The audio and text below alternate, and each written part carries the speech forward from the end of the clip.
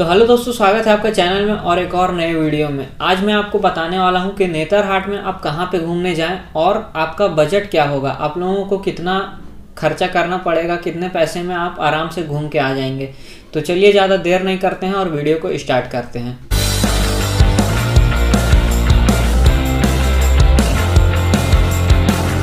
दोस्तों, नेतरहाट में कहाँ पे घूमें। नेतरहाट एक बहुत ही बड़ा अच्छा प्लेस है जहाँ पे झारखंड के लोग जाते हैं घूमने के लिए ठंडे के दिनों में, और ठंडा तो अब आ चुका है तो आप लोग भी कहीं ना कहीं घूमने का प्लान कर ही रहे होंगे। तो Netarhat one of the best place होगा आपके घूमने के लिए। और आप अगर नेतरहाट जा रहे हैं तो आप कहाँ कहाँ घूमें ये सब सोचता है और मतलब जल्दबाजी में निकल जाते हैं बिना कुछ प्लान किए।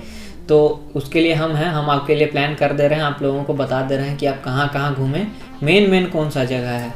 तो चलिए स्टार्ट करते हैं। तो सबसे पहला जगह जो है वो है मंगोलिया सनसेट पॉइंट नेतरहाट में। सनसेट पॉइंट मतलब अगर आप आज निकले हैं तो आप लोगों को एक दिन स्टे करना होगा, तब अगला दिन आप वापस आएंगे तो आप सनसेट और सनराइज़ दोनों देखने पाएंगे। इसीलिए आप जैसे आज निकले तो शाम का सनसेट वहाँ देखने का कोशिश करें, तो उसी हिसाब से टाइम अपना एडजस्ट करके निकलें कि सनसेट से आप पहले पहुँच जाएँ। तो मंगोलिया सनसेट पॉइंट पहला जगह है जहाँ पे आप घूम सकते हैं, जाके वहाँ सनसेट देख सकते हैं। इसके लिए बहुत ही ज़्यादा फेमस है वो जगह। उसके बाद जब अगले दिन आप सुबह उठेंगे तो दूसरा पॉइंट है सनराइज़ पॉइंट नेतरहाट में। तो सनराइज़ पॉइंट भी बहुत ही एक ख़ास जगह माना जाता है और बहुत ही एक लंबा चौड़ा स्टोरी भी है उसका कुछ, तो उसके बारे में अभी आप इंटरनेट पर सर्च वगैरह कर सकते हैं। तो सनसेट और सनराइज़ का प्लान करके जाएं तभी मज़ा आएगा, और इसी के लिए नेतरहाट ज़्यादा फेमस है। तो इसको आप मिस मत करिएगा, ये दोनों चीज़ पक्का करिएगा। उसके बाद तीसरे नंबर पे आता है कोयल व्यू पॉइंट नेतरहाट। तो नेतरहाट में एक जगह है जहाँ से एक बहुत मस्त सीन दिखता है, सीनरी दिखता है, उसको बोला जाता है कोयल व्यू पॉइंट। तो वहाँ पर अभी आप एक बार ज़रूर जाएँ, वहाँ से देखें। तो दोस्तों, अपर घाघरी फॉल और लोअर घाघरी फॉल बहुत ही एक अच्छा जगह है नेतरहाट में घूमने के लिए। और झारखंड तो आप जानते ही हैं डैम्स और वाटरफॉल्स के लिए फेमस है। मेरे YouTube चैनल को देख के आप समझ तो गए ही होंगे झारखंड किस लिए फेमस है। एक बार आप ये दोनों जगह ज़रूर जाएं, आप कम से कम एक जगह ज़रूर जाएं, किसी एक फॉल में ज़रूर जाएं, ताकि आपको मतलब दोनों फॉल में उतना विजिट करना ज़रूरी नहीं क्योंकि दोनों वाटर ही फॉल है। तो किसी एक फॉल में आप जाएँ, वीडियो वगैरह देखें, फ़ोटो वगैरह देखें और जो आपको अच्छा लगे उसमें जाएं। उसके बाद छठे नंबर पे आता है नेतरहाट डैम। नेतरहाट डैम रास्ते में ही पड़ेगा, तो आप नेतरहाट डैम को भी विज़िट कर सकते हैं। वो भी एक अच्छा जगह है, मतलब टूरिस्ट अट्रैक्शन धीरे धीरे बढ़ते जा रहा है तो वो जगह भी लोग जाना पसंद करते हैं। तो सातवें नंबर पे आता है वो है pine tree forest. Pine tree forest भी वहाँ का बहुत ही एक फेमस जगह है, तो वहाँ भी आप जा सकते हैं और कुछ समय वहाँ भी बिता सकते हैं। तो दोस्तों, घर से निकलने से पहले आप एक बात ध्यान में रखें कि आपका घर से डिस्टेंस कितना है नेतरहाट का। आगे हम और बताएंगे रांची से कितना डिस्टेंस, सारा चीज़ हम बताएंगे। तो ये देख लें कि कितना डिस्टेंस है और मतलब सनसेट से पहले आप पहुंच जाएं, ये बात आप ध्यान में रखें ताकि आप सनसेट एंजॉय कर लें। उसके बाद जाके आप होटल में चेक इन कर लें और अगले दिन चेकआउट करके घूमने निकल जाएँ। तो ये हो गया घूमने का जगह। इतने जगह आप नेतरहाट में घूम सकते हैं। चलिए अब आप लोगों को बताते हैं कि आप लोगों का ट्रैवलिंग एक्सपेंसेस कितना लगेगा, आपका जाने का खर्चा कितना लगेगा, भाड़ा कितना लगेगा, तेल कितना लगेगा, ये आपको बताते हैं। तो सबसे पहले हम आपको बताते हैं कि आप लोग अगर टू व्हीलर से ट्रैवल कर रहे हैं यानी बाइक या स्कूटी से ट्रैवल कर रहे हैं तो आप लोगों को कितना खर्चा आएगा। हम डिस्टेंस लिए हैं रांची से, आप अपने जगह से डिस्टेंस ले लीजिए, आप जहाँ से निकल रहे हैं, या फिर रांची से आगे या पीछे हैं तो उसको ऐड कर दीजिए उसमें। तो रांची से डिस्टेंस है 160 किलोमीटर, 160 जाने का, 160 आने का, तो टोटल हो गया 320 किलोमीटर। प्लस इसमें 30 किलोमीटर और ऐड कर दीजिए क्योंकि आप नेतरहाट जाइएगा तो ऐसा थोड़ी है कि एक ही जगह जाकर रुक जाना है, कहीं पे किसी शादी में नहीं जाना है, घूमने जाना है। तो फिर 30 किलोमीटर और ऐड कर दीजिए, आपको इर्द गिर्द में घूमने में कम से कम 30 किलोमीटर और ट्रैवल करना पड़ेगा। तो टोटल हो गया 350 किलोमीटर। और हम एवरेज लिए हैं कि हमारा जो गाड़ी है, जिस बाइक से आप जा रहे हैं या फिर मेरा बाइक है, तो फिर वो एवरेज माइलेज दे रहा है 50 किलोमीटर पर लीटर का। कम ही देता है, ज़्यादा नहीं देता है, तो फिर भी हम 50 ले लिए हैं। एवरेज है, एग्जैक्ट नहीं है, तो आप एवरेज ही के हिसाब से लें। आपको जितना प्राइस हम बोलेंगे उतना एग्जैक्ट नहीं लगेगा, बस एक लमसम अमाउंट है। तो अगर हम लोग 50 किलोमीटर लेते हैं और पेट्रोल का दाम है 81.75 रुपीज़ पर लीटर, तो फिर हम लोगों को लग जाएगा 572 रुपीज़ एंड 25 पैसे टू व्हीलर से। अब हम लोग बात करते हैं, और टू व्हीलर मतलब ये हम नहीं बोल रहे हैं कि आप अकेले जाएंगे। अगर आप अकेले जाएंगे तो आपका अकेले का पैसा लगेगा। अगर आप 2 जन जाइएगा तो ये स्प्लिट हो जाएगा, यानी आधा आधा लगेगा। तो उसके हिसाब से आप अपना प्लान बनाइए, और सबके साथ में ही जाने में, सबके साथ में एंजॉय करने में ही ज़्यादा मज़ा आता है। तो दोस्तों आप बात करते हैं ट्रैवलिंग थ्रू 4 व्हीलर्स, मतलब आप कार से जा रहे हैं या फिर 4 व्हीलर में कार ही आता है, तो चलिए कार ही लेते हैं। अगर आप कार से जा रहे हैं तो आपका कितना खर्चा आएगा। फिर वही चीज़ कि आपका डिस्टेंस है 350 किलोमीटर डिस्टेंस हम लिए हैं रांची से आने जाने का, और 30 किलोमीटर प्लस तेल का खर्चा आपका, मतलब पेट्रोल जो है 81.75 रुपीज़ पर लीटर है। इसके हिसाब से अगर आप एवरेज आपका गाड़ी माइलेज देता है 15 लिए हैं, ऊपर नीचे दाएं बाएं जा सकता है, आपका गाड़ी कितना देता है वो डिपेंड करता है, लेकिन हम एवरेज लिए हैं तो इस हिसाब से आपका हो जाएगा 1962 रुपया। अगर आप अकेले गाड़ी लेके जाते हैं तो 1962 रुपया आपका अकेले का लगेगा, लेकिन हम मानते क्या है, ऐसा ही होता है। 5 लोग एक गाड़ी में जा सकते हैं। आप 5 लोग अगर जा रहे हैं तो फिर आपका 392 रुपये यानी 392 रुपया पर हेड लगेगा आने जाने का, टोटल का घूमने का पर हेड। 5 जन अगर आप कार में जा रहे हैं तो। उसके बाद अगर आप ड्राइवर लेके जा रहे हैं तो आप लोगों का 1000 रुपया और उसमें ऐड कर दीजिए, प्लस वो जो अमाउंट आएगा उसको फिर 5 से हम लोग डिवाइड नहीं करेंगे, 4 से डिवाइड करेंगे, क्योंकि अगर आप ड्राइवर लेके जा रहे हैं तो फिर आप लोग सिर्फ 4 ही जन जा सकते हैं, और जो ड्राइवर का खर्चा होगा वो आपको ही देना पड़ेगा। तो आपका हो जाएगा 2962 रुपया। तो दोस्तों कहाँ पे घूमना है वो भी पता चल गया, और कितना पैसा हम लोग को पेट्रोल में लगेगा और जाने आने में क्या खर्चा होगा वो हम लोग को पता चल गया। लेकिन हम लोग को जाके वहाँ पे रात में रुकना भी है, तो हम लोगों को एक होटल तो लेना ही पड़ेगा, और बिना एक रात रुके मज़ा नहीं आएगा। क्योंकि अगर आप एक रात नहीं रुकिएगा तो आप या तो सनराइज़ नहीं देख पाइएगा या फिर सनसेट नहीं देख पाइएगा। तो चलिए अब आपको बताते हैं कि आपका होटल का एक्सपेंसेस कितना लगेगा। नेतरहाट के जो मेन होटल्स हैं जो सर्च करने पे टॉप पे आते हैं, उनका नाम हम बता दे रहे हैं।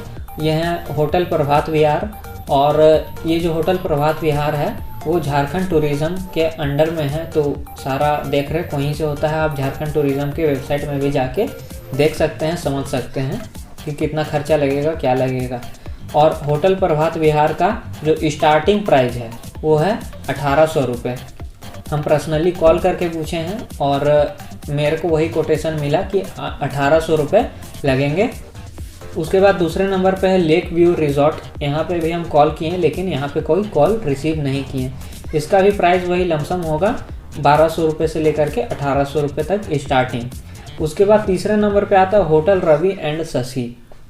इसका स्टार्टिंग प्राइस है 500 से 600। 500 से 600 सुन के खुश मत होइए, क्योंकि होटल के जो मैनेजर थे उनसे मेरा बात हुआ, वो हमको बोले कि 500 से 600 का जो रूम है वो ठंड में रहने के लायक नहीं है।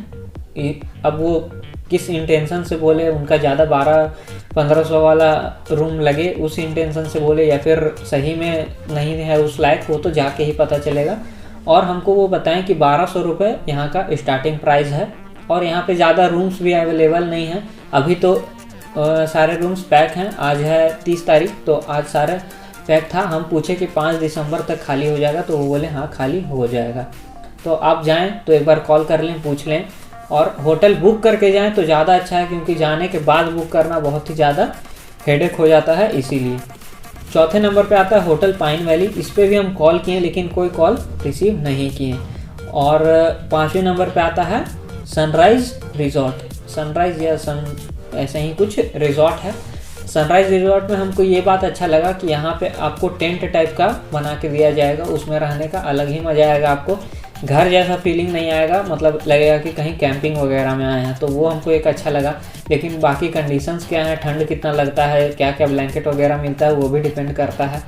तो वो सब देख लीजिए, तभी होटल में चेक इन करिए और अच्छे से रिसर्च करके जाइए, ताकि आपको मतलब ज़्यादा प्राइस नहीं देना पड़े। और हम होटल का एवरेज प्राइस लिए हैं 800 रुपीज़ फॉर 2 पर्सन, तो यानी एक पर्सन को 400 रुपये देने पड़ेंगे और 2 पर्सन को 800 रुपये। तो दोस्तों हम आपको एक बात और बताना चाहते हैं कि हम होटल रवि एंड शशि के मैनेजर से जब बात किए तो वो एक और बात हमको बताएं कि 1200 रुपये में आप 3 लोग रुक सकते हैं, तो भी आपका 400 रुपये पर हेड आ जाएगा लमसम कॉस्ट। तो यानी एवरेज प्राइस आप ले लीजिए 400 रुपया पर हेड। तो दोस्तों चलिए अब बात करते हैं फूडिंग एक्सपेंसेस की कि आपको फूडिंग में कितना खर्चा होगा। अगर किसी भी अच्छे से अच्छे होटल में आप जाइएगा तो आप अगर 2 लोग खाइएगा तो 300 रुपये से 500 रुपये तक का आपका बिल पक्का बनेगा ही बनेगा। तो फूडिंग एक्सपेंसेस को हम लोग ले लेते हैं फिर भी 400 रुपया पर हेड। नाश्ता खाना डिनर तीनों चीज़ लेके 400 रुपये हम लिए हैं, कम लिए हैं और ज़्यादा भी लग सकता है और कम लगने का चांसेस कम है, ज़्यादा ही लगेगा, लेकिन फिर भी हम एवरेज में 400 रुपया पर हेड लिए हैं।